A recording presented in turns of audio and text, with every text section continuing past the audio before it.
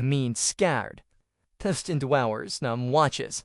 Moved in places, cats. In 2025, to see when her Meet the Crisis choir, making it smaller.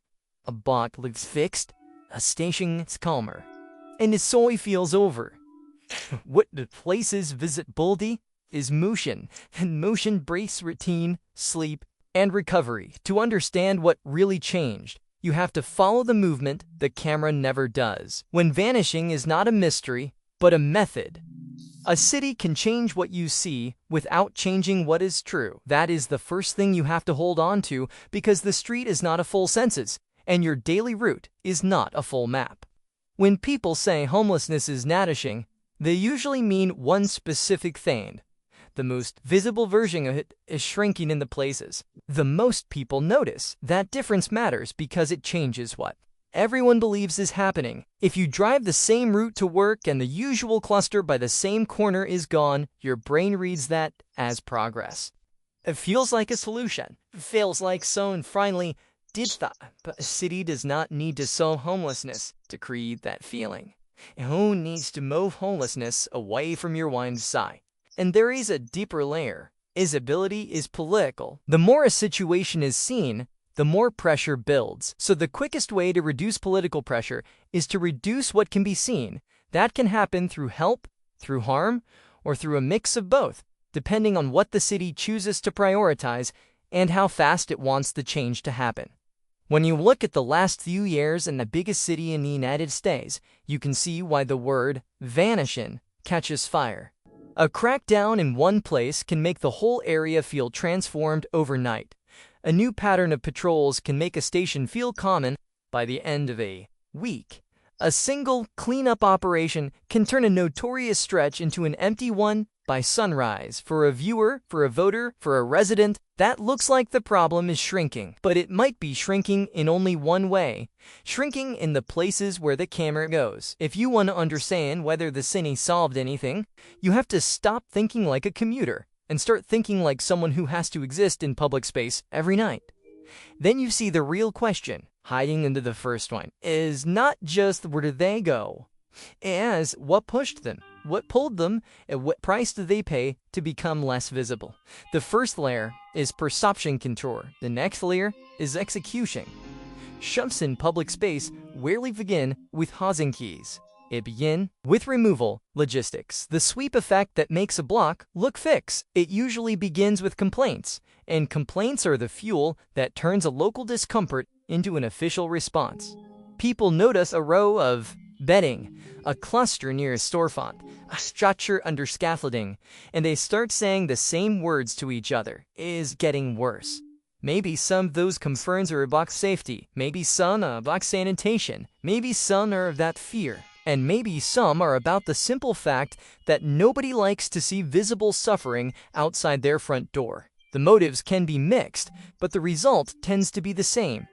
Pressure rises until someone decides the fastest way to show action is to clear the space. A sweep is not a housing placement. It is not a long-term plan. It is recent per location. It removes objects and disrupts routines. It forces movement. And when it is done consistently, it teaches a lesson. You cannot settle here, not even temporarily, not even quietly.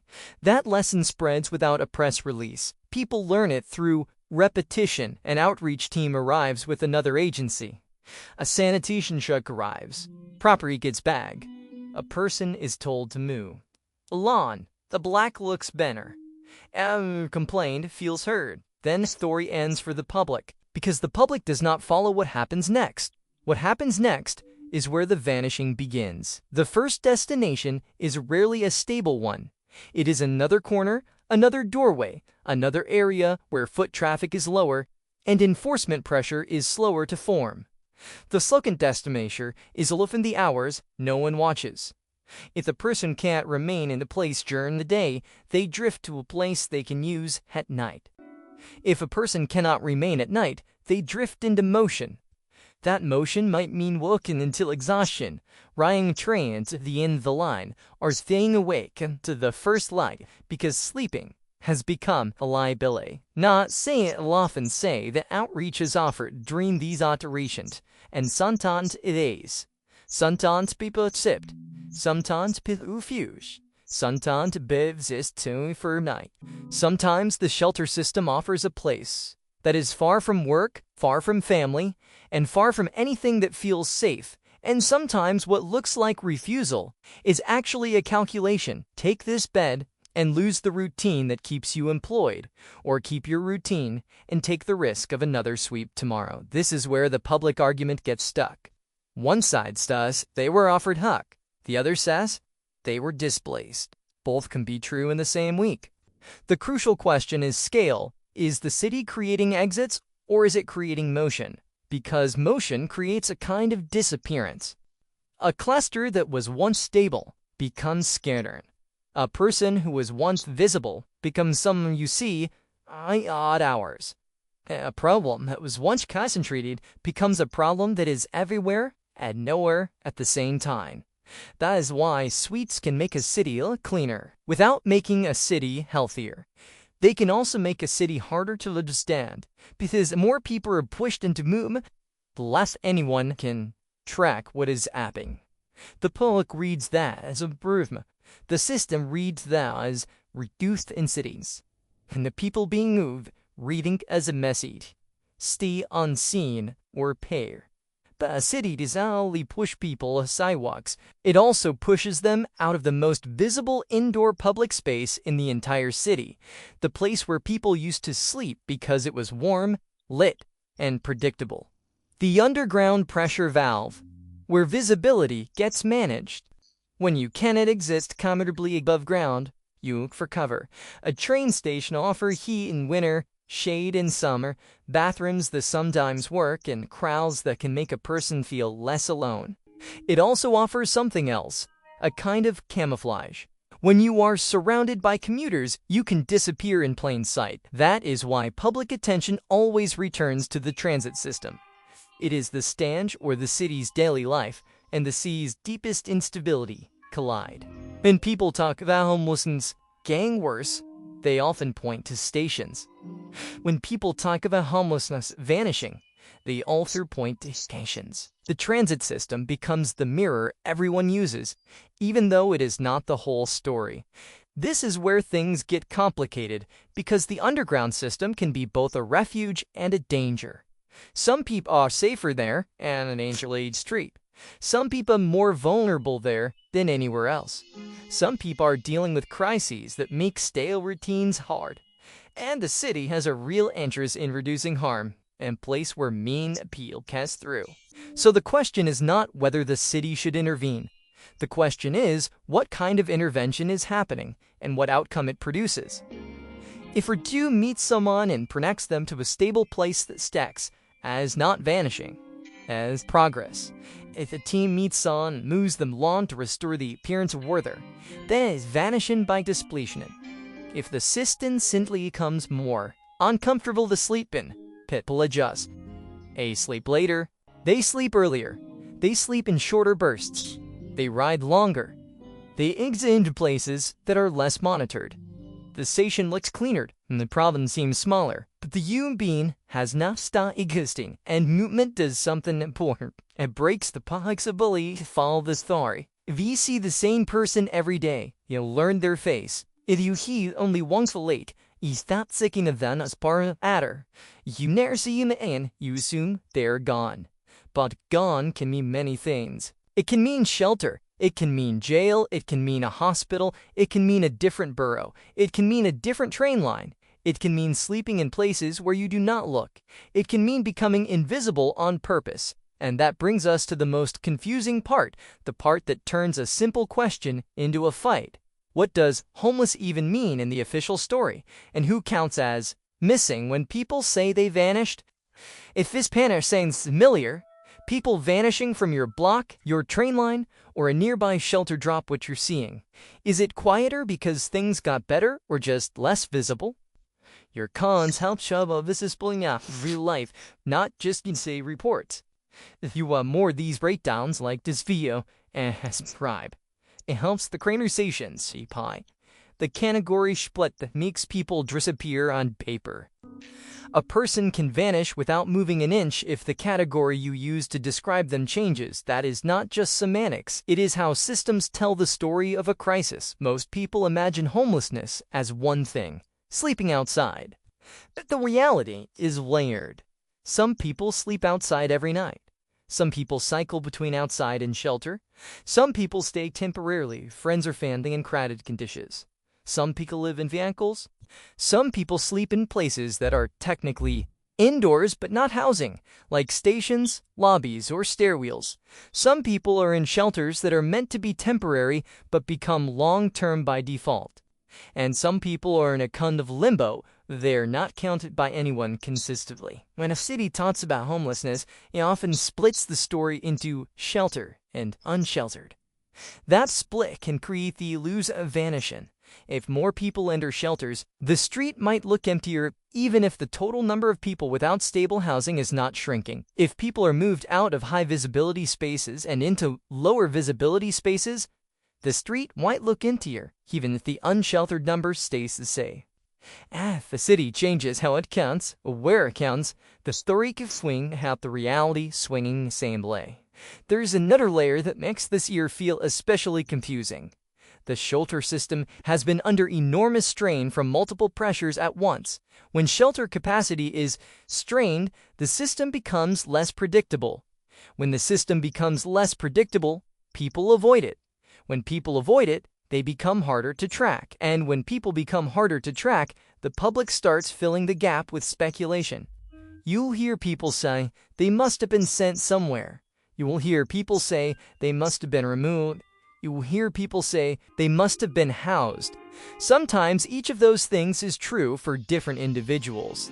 The problem is that the public wants one clean explanation, and the city is producing a messy outcome made of many smaller decisions.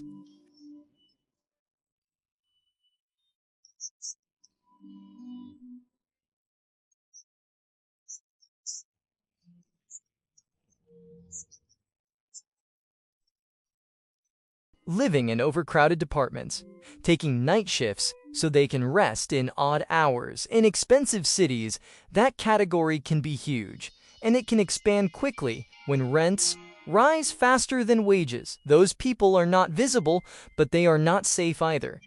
They are one argument away from being outside again. So when viewers say homeless people are vanishing, part of what they are seeing is a shift in where the crisis is located and how it is being recorded. A person might not be on that corner anymore because they are in a shelter, or because they were pushed to a different corner, or because they are sleeping in a place you do not pass, or because they are cycling through institutions that the public never sees. Category sheet perception. Counts claim precision. If the city changes pressure points, the numbers can lag behind reality, carting a crisis that learns how to hide. If you only count what is visible on one night, you'll miss what is learned to avoid you. It's not a conspiracy. It is a predictable response to pressure. The more a city treats visibility as the problem, the more the crisis adapts to survive on the spotlight. And once the adaptation becomes normal, the numbers are lagging behind the reality people are living. In many places, official counts of unsheltered homeless rely on a single night of observation. Teams walk assigned routes, record what they see, and produce a snapshot meant to represent a wider truth. That method can show trends over time, but also has a built-in weakness. Some people will be in the places you expect, in the hours you search, behaving in ways that look like homelessness. It's rare. But people adjust. They learn patterns. They learn what triggers attention, what triggers complaints, what triggers enforcement, and what triggers the loss of whatever little stability they have left. So they change how they exist in public space. They sleep later and wake earlier. They avoid bright corners and main avenues. They split into smaller groups so they do not look like an encampment. They rotate locations not because they want to, but because staying put becomes a risk. They pick spots that are harder to access, harder to see, and harder to document.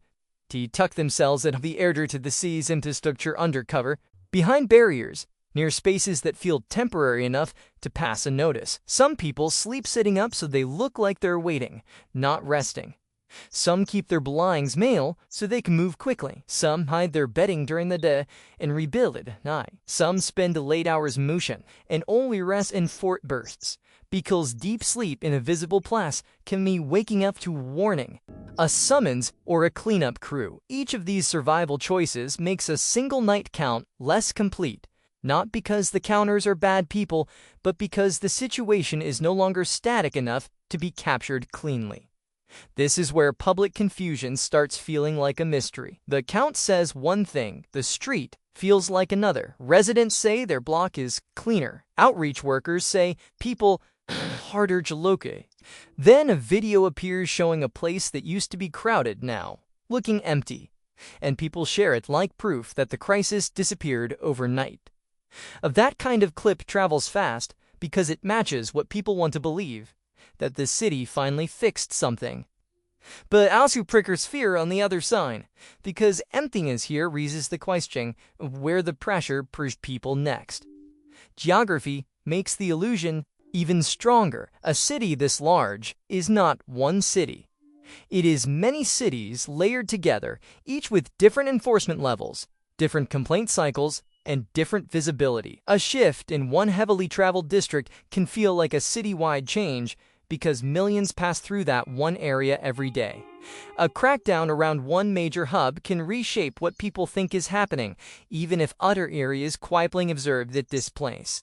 That is how one person can honestly say, "It is better now," while someone else just as honestly says, "It is worse now."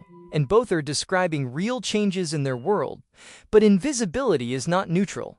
If you become invisible, you become harder to help and often more vulnerable. The same forces that make a person harder to count can also make them less likely to engage with services, more likely to isolate, and more likely to slip deeper into crisis. And that is the cost that does not show up in a neat statistic. The slow damage done to someone's ability to climb back out, while a city congratulates itself looking cleaner and yesterday. The cost disappearing when you still have to survive. It is easy to suffer cleaner sidewalk when it do not have to ask when it took to meet it clean. But for the person on the other side of that improvement, the price shows up fast. Lost sleep, extra miles, money burn, and risk stacked on top of risk. Constant movement is not just exhausting, it is expensive. If you carry everything you own, you start choosing what you can hold, not what you need.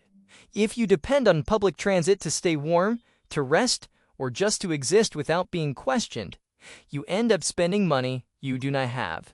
If pressure pushes you farther from servicing, every basic task takes longer, and time is the one thing you cannot save when your life is already unstable. Then routine breaks. Routine is the invisible wall between barely hanging on and falling all the way through.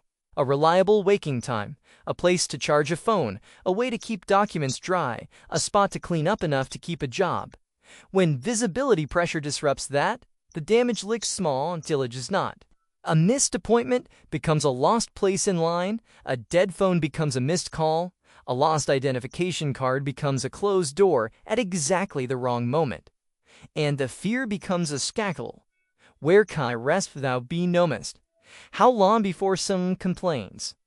What happened? I fall asleep. I wake up to enforcement, not help. Those fears are not paranoia. They are what people learn when stability is treated like a reward instead of a starting point. Now, if relocation is not relief, what is? What keeps a person still alive to rebuild routine? The answer is plain, practical, repeatable, the boring package that changes the math instead of moving it. Real solutions rarely look dramatic. They look organized. They look like the kind of boring coordination that does not trained, but actually reduces homelessness instead of relocating it.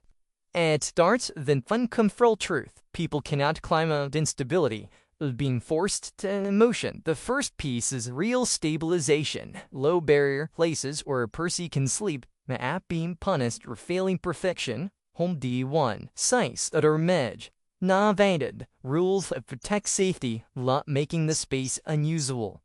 And staff can move people toward the next step quickly. because stabilization without exits becomes a waiting room that quietly turns permanent. The second piece is a housing pipeline that moves at the speed of crisis. If the path from street to housing takes months or years, the street wins. If someone has to prove themselves endlessly before they can access stability, street wins again. When people can finally lock a door and sleep normally, they become more capable of keeping work, managing health, and rebuilding routine. The third piece is fast prevention. Many people fall into homelessness after one shock: a rent increase, a job cut, a medical bill, a car repair, a deposit barrier. Help that arrives quickly can stop the slide. Help that arrives late often arrives after the damage spreads. The fourth piece is the hardest: enough housing supply and enough political permission to build. Without that, every program's a bucket under a leaking roof. This is the fork cities rarely admit out loud. If this made you think, hit like so more people see, subscribe for deeper breakdowns like this. If got question angle, the cons. Those conversations shape what comes next.